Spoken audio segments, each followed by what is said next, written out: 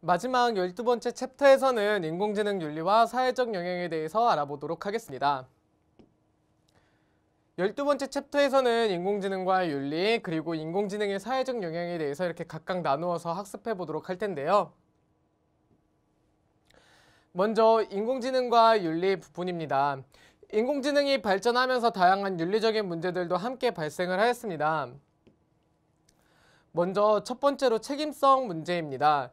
자율주행 자동차가 실현이 되면서 이렇게 운전자 없이 자율주행 자동차가 이렇게 지나가고 있는 상황에서 앞에 사람들이 있을 때 1번을 선택할 경우 도로를 건너고 있는 다수의 사람들이 발생을 하게 되고, 만약에 오른쪽 2번을 선택해서 오른쪽으로 꺾게 되면은 버스 안에 있는 사람이나 운전자가 피해를 당할 수 있습니다. 이러한 상황에서 어떤 선택을 할 것인지의 문제와, 또 이때 만약에 사람들을 다치게 했다면은 인공지능을 개발한 개발자의 책임인지, 자율주행 자동차를 만든 사람들의 책임인지, 그 안에 있던 운전자의 책임인지의 책임성 문제가 발생할 수 있는 것입니다.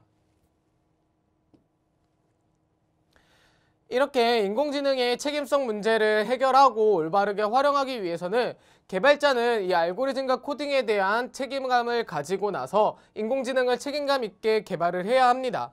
또 활용자는 인공지능을 인공지능의 목적에 맞게 인간에게 이롭게 활용할 수 있도록 해야 합니다.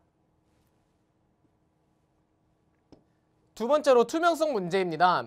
인공지능을 면접에서 많이 활용하고 있는데요. 인공지능이 면접을 본 결과 불합격이라면 왜 불합격인 것인지를 인공지능이 설명을 해 주어야 됩니다. 이렇게 투명하지 않고 불투명하기 때문에 왜 불합격인가, 어떤 부분에서 인공지능의 점수를 낮게 부여해서 불합격했는지 등이 면접 대상자에게 공개가 되어야 투명성이 보장될 수 있습니다. 이러한 투명성을 보장하기 위해서 설명 가능한 인공지능이 요즘 개발되고 있습니다. 예를 들어 전공과 업무 관련성이 40%, 업무 관련과 대외 활동이 30% 이렇게 비중을 두고 우리가 찾는 인재가 맞지 않기 때문에 불합격이다 라고 불합격자에게 또는 면접 대상자에게 알려주는 것입니다. 기존의 인공지능이 판단하는 그 과정은 인간이 이해하기에는 너무 어렵고 복잡해서 설명하기 어려웠지만, 이러한 경우 투명성의 문제를 해결하기 위해 인공지능이 설명할 수 있도록 왜 불합격인지, 그리고 왜 이러한 형량을 구형하였는지 등을 설명할 수 있도록 개발하고 있습니다. 세 번째로 공정성과 편향성 문제입니다. 인간이 면접을 볼 때에는 학연이나 지연, 혈연 등에 따라서 면접 대상자의 면접 결과가 달라질 수가 있는데요. 인공지능이 면접을 보게 된다면 대상자의 표정이나 몸짓, 말투, 음성, 언어 등을 분석해서 서류의 객관적인 자료만을 가지고 기업에 필요한 인재인지를 확인하게 됩니다. 이렇게만 보면 인공지능이 정말 인간보다 공정하다고 할 수가 있는데요. 하지만 남성이 많은 회사에서 인공지능은 여성 지원자들을 불합격시켰고, 인공지능이 미인 대회에서 미인을 선발을 할 때 백인만 뽑는 이런 문제가 발생하였습니다. 이런 문제가 발생한 이유는 인공지능에게 남성이 많은 회사는 남성만 더 우월하게, 남성이 더 필요하게 학습을 시킨 것이고, 미인 대회에서는 백인이 더 미인이다 라는 데이터를 학습시켰기 때문에 이러한 불공정한 결과가 나왔던 것입니다. 이렇게 편향되지 않은 올바른 데이터는 인공지능이 공정하지 못하고 편향성을 가지게 되는데요. 이때는 이런 문제들을 해결하기 위해서는 각 나라별 문화나 미인 기준에 맞게 데이터를 학습시킨다거나, 아니면은 직업별, 성별을 균형 있게 학습시키는 다양한 편향되지 않은 데이터를 활용하는 것이 가장 중요할 것입니다. 네 번째로 인권 문제입니다. 사람들의 얼굴을, 이미지를 수집할 경우에는 사생활을 침해하거나 또는 각각 다른 사람의 얼굴과 신체를 합성해서 유포하는 딥페이크의 기술에 문제점이 생길 수가 있습니다. 또 인공지능이 내가 인간보다 빨리 일하고 쉽게 일할 수 있으며 인간보다 가치 있으니까 인간은 더 필요하지 않은 존재야 라고 생각을 할 수 있고, 인간의 존엄성마저도 위협할 수 있는 것입니다. 인공지능에게 어떤 데이터를 학습시키는지가 얼마나 중요한지에 대한 실험을 해왔는데요. 하나의 인공지능에게는 연령에 맞는 콘텐츠를 학습을 시키고, 다른 인공지능에게는 온라인상의 무분별한 콘텐츠를 마구잡이로 학습을 시켰습니다. 그때 정원아 사랑해 라고 했을 때 연령에 맞는 컨텐츠를 본 인공지능은 나도 사랑해요 라고 긍정적인 반응을 보였지만, 무분별한 컨텐츠를 본 인공지능 같은 경우는 사랑을 강요하지 마세요 라면서 부정적으로 표현을 하였습니다. 이를 통해서 인공지능에게 어떤 데이터를 어떻게 학습시키느냐가 정말 중요한 것이었고, 이렇게 착한 인공지능을 만들기 위해서는 어떤 데이터들을 어떻게 학습시키느냐가 중요한지를 알 수 있는 실험이었는데요. 착한 인공지능을 제대로 활용하게 된다면 사람들의 얼굴을, 이미지를 수집해서 아까처럼 사생활 침해의 문제가 아니라 범죄자 위치 및 동선을 추적해서 신속하게 검거할 수 있다라는 장점으로 활용할 수가 있습니다. 또 씨앗 데이터나 토양 데이터, 농작물, 자연환경, 기후 데이터 등 다양한 데이터들을 활용해서 식량 문제를 해결할 수 있는 장점도 있고, 마지막으로 해일이나 태풍, 그리고 화산이나 가뭄과 같은 이런 자연재해 데이터들을 활용해서 자연재해를 예비하고 2차 사고를 예방하거나 자연재해가 발생했을 때 시뮬레이션을 통해서 어떻게 문제를 해결할 수 있을 것인지에 대해서도 활용할 수가 있는 것입니다. 두 번째로 인공지능의 사회적 영향에 대해서 알아보도록 하겠습니다. 산업혁명 시대 이전에는 인간이 모든 것들을 다 직접 하는 수공업 상태였습니다. 하지만 기기가 발달이 되고 기기가 인간의 일들을 대신하면서 노동자들은 기계에게 일자리를 뺏기고 자본가들은 그 기계들을 활용해서 더 많은 자본을 모았습니다. 그러면서 빈부격차는 더 많이 발생하게 되고 사람들, 노동자들은 기계를 파괴하는 러다이터 운동이 발생하게 됩니다. 이와 비슷하게 인공지능의 발전으로 인간이 하고 있는 일을 인공지능이 대신할 수도 있는데요. 버스기사나 택시기사 같은 경우는 자율주행 자동차가 대신하게 되면은 따로 기사가 이제 필요가 없어질 수도 있고, 택배기사 같은 경우도 인공지능 드론이 직접 배달을 한다면은 사람이 직접 배달을 하지 않아도 되겠죠. 마지막으로 생산직 종사자 같은 경우도 인공지능 로봇파를 활용해서 인간의 일을 대신할 수 있도록 할 수 있습니다. 왼쪽에 있는 예시들이 인간의 일을 인공지능이 대신한다면 인공지능의 발전으로 인해서 새로운 직업들도 생겨날 수 있습니다.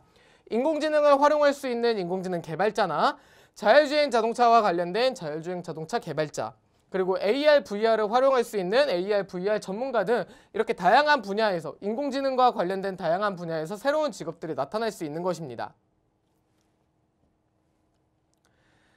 인공지능과 인간은 이렇게 경쟁을 하면서도 협업을 하면은 더 좋은 결과를 얻어낼 수가 있는데요. 인공지능은 인간과 다르게 유지 비용이 저렴합니다. 인간처럼 이렇게 연봉을 인상을 계속 해주지 않아도 되고 자동으로 업데이트가 되기 때문에 인간처럼 계속적으로 훈련이 필요하지 않을 것입니다. 또 고장 시 폐기하면 되기 때문에 이런 복잡한 법적 절차를 거치지 않아도 될 뿐만 아니라 24시간 반복적으로 작업이 가능하기 때문에 더 효율적으로 작업을 할 수 있다는 장점이 있습니다. 조금 전에 설명했듯이 인공지능과 인간은 다양한 차이점이 있지만, 차이점이 있어서 서로 경쟁을 하지만 협업을 하면은 더 좋은 결과를 얻을 수 있습니다. 인공지능이 번역을 할 때 다양한 데이터들, 무수히 많은 데이터들을 활용하기 때문에 신속하게 빨리 번역을 할 수 있지만 정확도는 조금씩 떨어질 수 있습니다. 하지만 이때 인간이 글에 대한 이해도와 정확도를 함께 결합해서 인공지능 프로그램을 개발한다면 더 빠르고 정확한 프로그램을 인공지능을 개발할 수 있고 이를 다양한 분야에서도 활용할 수 있을 것입니다. 또 인간의 디자인에 대한 아이디어와 인공지능의 디자인 기술, 즉 다양한 채색 기술 등을 함께 협업해서 이렇게 오른쪽의 그림에서 보듯이 새로운 작품들을 만들고 예술 분야에서도 더 크게 발전할 수 있을 것입니다. 하지만 이런 인공지능의 발전으로 인해서 사회적으로 양극화 문제가 발생할 수 있습니다. 인공지능 기술력과 자본을 가진 대기업, 그리고 그렇지 못한 개개인이나 기술력과 자본이 부족한 중소기업 같은 경우는 이러한 거대 기업이 독과점으로 인공지능을 활용하게 되면서 부를 다 축적하게 되겠죠. 또 이런 기업뿐만이 아니라 인공지능 기술력과 자본을 가진 선진국과 그렇지 못한 개발도상국 사이에서도 국가 간의 양극화가 발생할 수 있습니다. 기업, 국가 간의 문제가 아니라 이제 또 개인의 문제도 발생할 수가 있는데요. 인공지능을 잘 활용하는 사람, 또 제어하는 사람이 모든 부를 축적을 하게 되고, 그렇지 못한 중상층은 일자리와 직업을 이러한 사람들에게 뺏기면서 하류층으로 내려갈 수도 있습니다. 그러면서 인공지능으로 부를 축적한 소수의 상류층과 그렇지 못한 나머지 하류층의 사람들로 이 부의 양극화는 더 심해질 수 있을 것입니다. 아까 처음에 제가 산업혁명 시대에 러다이터 운동이 발생했던 것처럼 이렇게 중산층이 인공지능이 발달하면서 이런 중상층의 일을 대체하게 된다면 양극화는 더 심해질 것이고, 이에 거부하는, 인공지능을 거부하는 인공지능 러다이터 운동도 똑같이 산업혁명 시대처럼 발생할 수 있을 것입니다. 인공지능이 사회적으로 많은 영향을 미치고 부정적인 영향을 미치면서 법과 제도를 개선하고자 하는 노력들을 해오고 있습니다. 대표적인 예로 최근의 데이터 3법인데요. 데이터 3법의 세 가지 특징을 개인정보보호법, 신용정보법, 정보통신망법이라고 할 수 있습니다. 개인정보보호법에서는 가명정보라는 개념을 도입했고, 신용정보법에서는 가명정보 주체의 동의 없이 이 데이터를 활용 가능할 수 있도록 하였으며, 정보통신망법에서는 온라인상 개인정보 감독 기능을 개인정보보호위원회로 이관한다라는 이 내용들이 대표적이라고 할 수 있습니다. 데이터 3법을 활용한 예를 보면은 금융권에서 활용하고 있는데요. 도입 전에는 개인 이용자가 필요한 금융정보에 개별적으로 이렇게 접근을 했어야 했습니다. 하지만 도입된 이후에는 통합된 금융정보에 한 번에 쉽게 접근을 할 수 있는데요.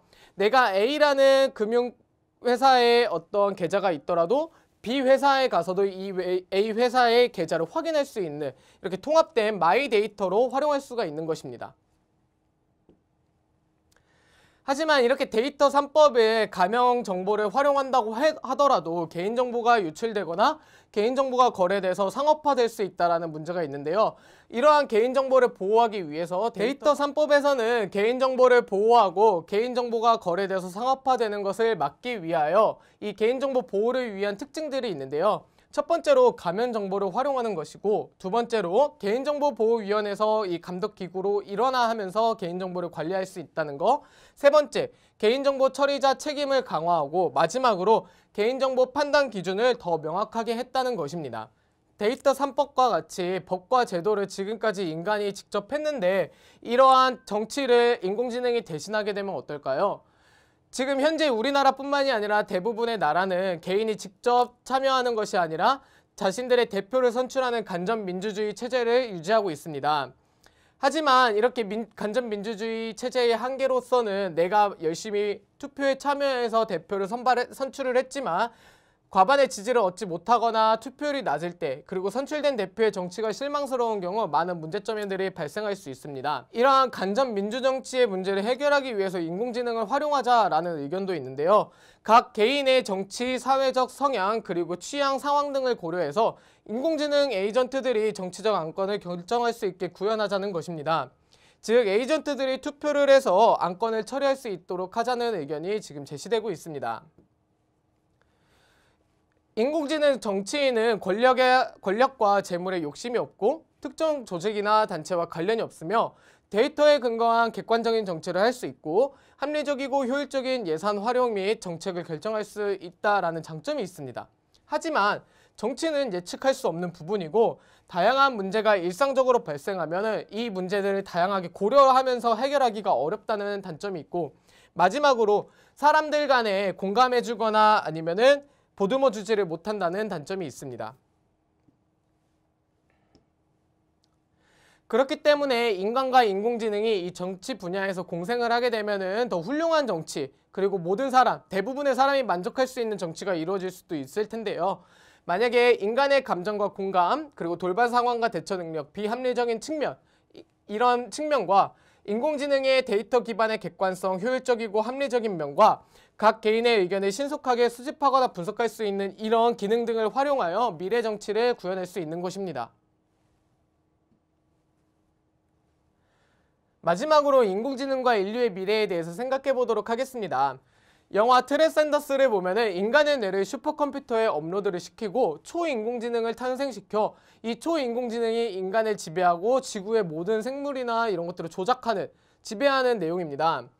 또 레즈커즈 와일은 2020년대 말이면 인공지능이 튜링 테스트를 통과해 인공지능과 인간지능을 구별할 수 없게 되고 2045년에는 인공지능과 인간지능이 융합하는 특이점이라는 것에 도달할 것이라고 했는데요. 이렇게 초인공지능이나 특이점에 대한 전문가들은 다양한 의견들을 지금 제시하면서 서로의 주장이 조금씩 엇갈리고 있는 상황입니다. 우리가 익히 알고 있는 인공지능 퀴즈 프로그램인 IBM의 왓슨이나 바둑 프로그램인 알파고처럼 이 친구들은 퀴즈만 풀거나 바둑만 할 수 있는 약한 인공지능입니다. 즉 스스로 사고해서 문제를 해결할 수 없지만 나중에는 인간의 사고방식과 유사하게 스스로 사고하고 문제를 해결할 수 있는 강한 인공지능, 그리고 효율, 자기보존, 창의성 등 끊임없이 자가 발전하여 인간을 훨씬 더 뛰어넘는, 인간의 한계를 뛰어넘을 수 있는 초인공지능에 대해서 지금 곧 나올 수 있다, 미래에는 이렇게 나올 것이다 라고 많은 사람들이 생각을 하고 있습니다. 우리가 지금까지 인공지능과 관련된 윤리적인 문제나 사회적인 영향에 대해서 알아보았는데요. 인공지능이 인간에게는 정말 이로운 점을 줄 수도 있지만 부정적인 영향도 충분히 미칠 수 있다는 것을 여러분들이 생각할 수 있었습니다. 앞으로 인류의 미래, 인공지능과 어떻게 상생하면서 인간에게 어떻게 도움이 될 수 있을지, 어떤 방법으로 활용하고 인공지능은 어떻게 발전할 것인지 등 여러분들이 인공지능에 대해서 다양하게 생각해보고 고민해볼 수 있는 기회가 되었으면 좋겠습니다. 이상으로 인공지능 윤리와 사회적 영향에 대한 학습을 모두 마치도록 하겠습니다. 감사합니다.